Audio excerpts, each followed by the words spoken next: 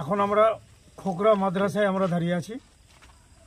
এই খোকরা মাদ্রাসার ছেলেপেলে এখানে, এবং বিশেষ করে মৌলভী সাহেবদের একটা ডিমান্ড ছিল এখানে একটা আলোর, আমরা তাদের কথা মতো এবং এখানে পড়াশোনা ভালোভাবে হয় তার জন্য আমরা এখানে একটা সোলার লাইট দিলাম আমাদের মায়ের ওই সংখ্যালঘু দপ্তর থেকে আমাদের দেওয়া।